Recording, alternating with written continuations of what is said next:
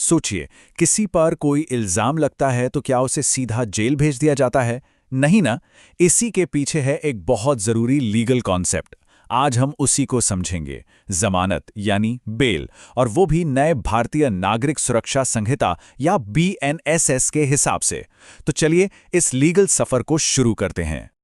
तो सवाल ये उठता है कि आखिर ऐसा क्यों, किसी पर आरोप लगते ही उसे जेल में क्यों नहीं डाल दिया जाता?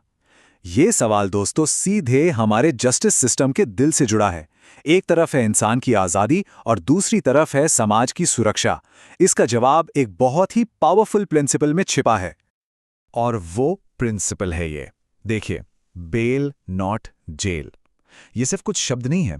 सुप्रीम कोर्ट के इस लैंडमार्क जजमेंट से निकला ये रूल एक तरह से नॉर्थ स्टार की तरह है, जो इंडिया में बेल के पूरे कानून को रास्ता दिखाता है। मतलब पहली कोशिश हमेशा बेल देने की होनी चाहिए, जेल भेजने की नहीं। ये एक इतनी पावरफुल सोच है ना कि इससे पूरा नजरिया ही बदल जाता है। अच्छा, तो इस पूरे टॉपिक को आसानी से समझने के लिए हम एक रोड मैप फॉलो करेंगे। हम शुरू करेंगे बेल के कोर आइडियाज से। फिर हम देखेंगे कि क्राइम्स को कैसे क्लासिफाई किया जाता है। उसके बाद हम समझेंगे कि कब बेल एक अधिकार है और कब ये कोर्ट के फैसले पर डिपेंड करता है। और आखिर में हम ये भी देखेंगे कि अगर बेल की शर्तें तोड़ी जाती हैं तो क्या होता है। तो चलिए इसके कोर प्रिंसिपल को समझते हैं। इसको ना एक तराजू की तरह इमेजिन कीजिए।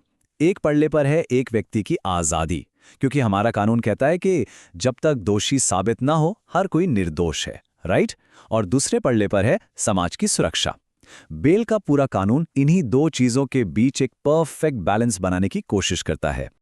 तो सवाल ये है कि आखिर ये बेल यानी जमानत है क्या चीज? अगर हम नए बीएनएसएस की सेक्शन 21 ख को देखें तो आसान भाषा में ये एक तरह का प्रॉमिस है, एक बॉन्ड है। मतलब आरोपी को लीगल कस्टडी से इस शर्त पर छोड़ा जाता है कि वो कोर्ट में जब भी जरूरत पड़ेगी हाजिर होगा। बेसिकली ये एक कंडीशनल रिलीज है, आजादी, लेकिन कुछ शर्तों के साथ। अब यहां से कहानी में एक बहुत बड़ा मोड़ आता है, एक फोक इन द रोड जैसा कहते हैं। किसी को बेल मिलेगी या नहीं, ये सबसे ज्यादा इस बात पर डिपेंड करता है कि उस पर इल्जाम कितना गंभीर है। इसी पॉइंट से दो अलग अलग रास्ते निकलते हैं। और वो दो रास्ते हैं ये, बेलेबल यानी जमानतीय और नॉन बेलेबल यानी अजमानतीय अपराध। बेलेबल ऑफेंसेस वो हैं जो थोड़े कम सीरियस नेचर के होते हैं। इनमें बेल मिलना एक अधिकार है, एक राइट। लेकिन जो नॉन बेलेबल ऑफेंसेस हैं, जो सीरियस क्राइम्स हैं, उनमें बेल मिलेगी या नहीं ये पूरी तरह कोर्ट के विवेक यानी डिस्क्रेशन पर होता है। तो चलिए पहले आसान वाले रास्ते पर चलते हैं। हम बात करते हैं बेलेबल ऑफेंसेस की। जब किसी पर कम गंभीर आरोप लगता है तो बेल मिलना उसका एक राइट, एक अधिकार कैसे बन जाता है? और इसका जवाब है बीएनएसएस के सेक्शन 478 में। ये सेक्शन बिल्कुल साफ साफ कहता है कि अगर मामला बेलेबल ऑफेंस का है और आरोपी जमानत देने को तैयार है तो कोर्ट को उसे रिलीज करना ही पड़ेगा। Must be granted. यहां कोर्ट के पास कोई चॉइस नहीं है। ये कोई एहसान नहीं, ये एक स्टैट्यूटरी राइट है। ओके, तो आसान रास्ता तो हमने देख लिया।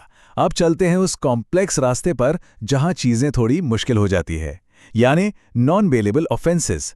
जब क्राइम सीरियस हो तब कोर्ट का विवेक, उनका डिस्क्रेशन कैसे काम करता है? इस पूरे मामले को गवर्न करता है बीएनएसएस का सेक्शन 480। ये सेक्शन कोर्ट्स को पावर देता है कि वो केस के फैक्ट्स और सर्कमस्टांसेस के आधार पर फैसला लें। यहां जजों को सब कुछ देखना पड़ता है, सबूत, हालात, सब कुछ। और फिर ये डिसाइड करना होता है कि इस व्यक्ति को बेल देना आखिर सही होगा या नहीं। ये एक बहुत बड़ी जिम्मेदारी है। तो फिर जज ये फैसला कैसे लेते हैं? क्या वो बस अपने मन से डिसाइड करते हैं? बिल्कुल नहीं। कई सारे सुप्रीम कोर्ट केसेस जैसे कि YS Jagan Mohan Reddy versus CBI ने कुछ फैक्टर्स सेट किए हैं। जैसे इल्जाम कितना सीरियस है, अगर साबित हो गया तो सजा कितनी कड़ी होगी, आरोपी का बैकग्राउंड कैसा है, क्या उसके भाग जाने का खतरा है, या फिर क्या वो बाहर आकर सबूतों या गवाहों के साथ छेड़छाड़ कर सकता है। इन सभी बातों को जज ध्यान में रखते हैं। एक रियल केस से इसको समझते हैं। धर्मेंद्र चंदुलाल पटेल बनाम स्टेट ऑफ गुजरात का मामला देखिए। इस केस में कोर्ट ने देखा कि आरोपी का रोल सिर्फ लोगों को उकसाने तक का था, साथ ही वो 1 साल से कस्टडी में भी था। तो इन सभी चीजों को कंसिडर करके कोर्ट ने उसे कंडीशनल बेल यानी शर्तों के साथ जमानत दे दी। देखा कैसे हर फैक्टर को तौला जाता है। अब नॉन बेलेबल केस में बेल मिलने का मतलब ये नहीं कि सब कुछ आज़ाद हो गया। सेक्शन 480 के तहत ही कोर्ट कुछ शर्तें भी लगा सकती है, जैसे कि आपको कोर्ट में हाजिर होना पड़ेगा, आप दोबारा वैसा कोई अपराध नहीं करेंगे, आप किसी गवाह को धमकाएंगे नहीं और सबूतों से छेड़छाड़ नहीं करेंगे। ये कंडीशंस जस्टिस के इंटरेस्ट में लगाई जाती हैं।